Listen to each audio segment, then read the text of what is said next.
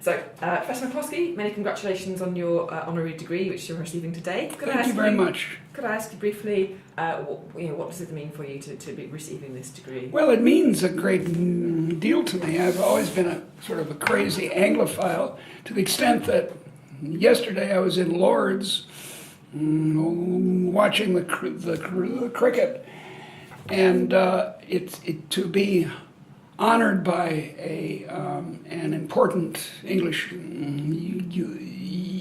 university is wonderful. Wonderful, thank you. And you mentioned there you're an Anglophile. How did you first become interested in the economic history of Britain as kind of your main field of study? Well, my father was a great follower of English poetry, and he taught me a lot about it. And then when I was 16, I lived in a tiny village for a summer with my parents north of Salisbury, and had fun with English Army draftees, national service people, and the farm girls, and Lord Tryon's daughters, and I got a real introduction to the English class system, and this was 1959 we're talking about. And then I kept coming back at Harvard, where I was a graduate student. Since I'm bad at languages, I decided to do English economic history. What I ought to have done is learned Italian and French well. Then I could have been a Mediterranean economic historian. You're very famous for kind of holding up a mirror to some of the very fundamental assumptions of economics, and challenging the discipline to sort of reinvent itself. Do you think that needs to happen again? Are you sort of happy with where things are now with the discipline? No, I'm not happy. And I should say at the outset that it's not the math. I think we should have more mathematics in economics, not less. But the kind of mathematics that we tend to focus on in the education of young economists is mathematics department mathematics. And it's all about the existence of things, as opposed to engineering mathematics, which is about magnitudes. And I think we should focus on the magnitudes, how big things are. But then, as a supplement to how big, we also need to know what they are.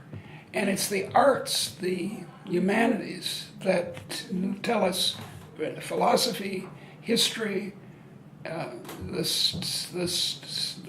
study of poetry and even painting, teaches us to know what the categories are that we're going to count. If we don't have the categories, we can't count. So you need both. Mm-hmm. Would you encourage undergraduate economics students to study broadly and combine these different approaches? Well, they should, but it's very hard to do, especially in Britain, because when you go to university at Warwick or anywhere else in economics, you study mainly economics. So it has to come from the faculty side. The faculty have to introduce into their lectures these qualia, as they said in the Middle Ages, not just the quanta. So there need to be both. So, for example, it's very desirable that economics undergraduates have some understanding of economic history, and indeed the history of economic thought, the intellectual history of economics, both of which tend to have dropped out of modern programs, both undergraduate and graduate. And that's a catastrophe, because we end up with idiots, savants of a certain incorrect kind of mathematics. Controversial thoughts. Yeah. Can we just talk for a brief moment about your gender crossing, your transition? Certainly. You've been very open about it. Do you have a sense of being a role model? Do you think diversity needs to be visible within the discipline? Well, I think it certainly does. I was the first transgendered economist. And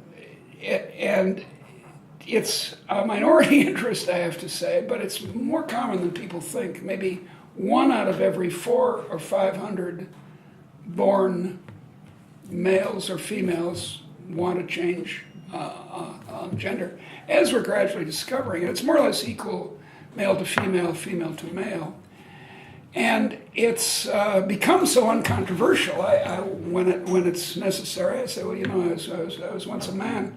And they say, oh, yeah, that's interesting. Say, how do you think about England's prospects in the World Cup? They don't care anymore. And that's, I think, healthy. We ought to have diversity. My main reason to have diversity is that it's a part of freedom. That being who you want to be harmlessly should be allowed to everyone. So I'm a first wave feminist. I want women to have equal opportunities, and I try to encourage female students. And I want certainly blacks and colonial people and transgendered people and all to have the kind of life that they want. Looking back over your career, is there any particular thing that you would choose that you're most proud of?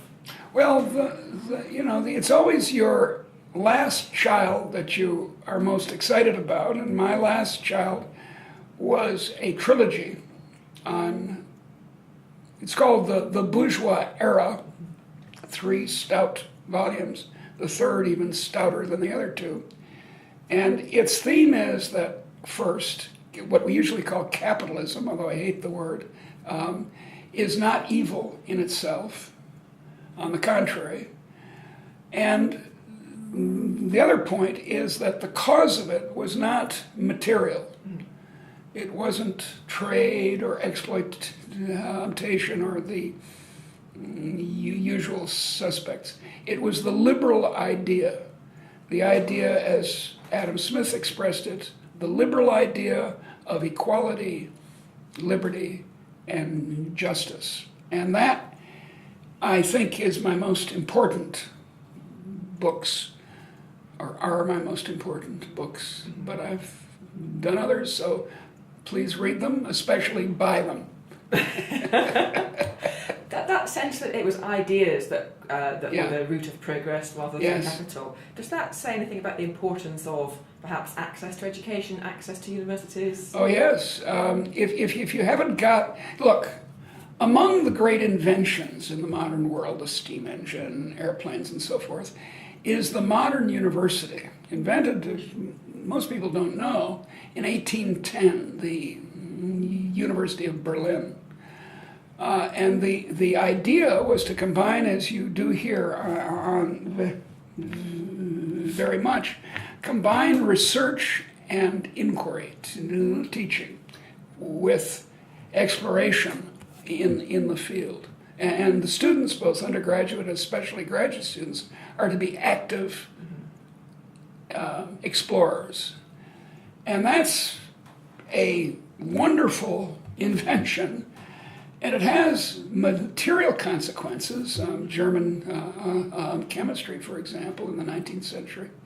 But it also has, so to speak, spiritual consequences, because it brings young and old people into a wider understanding of their world. And it makes for a free person. The old point that the ancients made is that a slavish person is not free. A person who doesn't know the world in a full way of a free person isn't truly free, even if she is nominally free.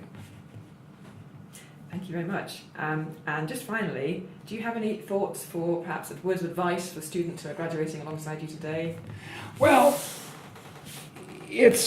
I'm going to say, in fact, in my short speech, that engineers in particular, and economic engineers among them, should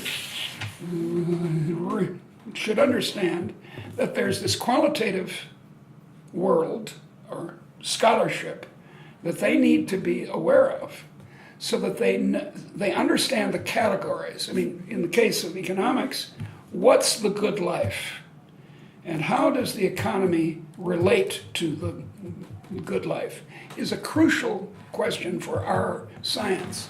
And the same is true of engineering. If you're an engineer assigned to make the extermination ovens at Auschwitz, perhaps you ought to give a thought to theology and philosophy and ethics. So that you should, in your life, not necessarily in your current studies where you're learning to be a specialist in whatever it is, that's good. But in your future life, you should read widely. Don't think that just because you've graduated from university or from a PhD program that you're finished with your education. Thank God I wasn't finished when I got my PhD. I continued to read. And this, you might say, has brought me to the glory of an honorary degree at Warwick. Professor McCloskey, thank you very much. You're welcome.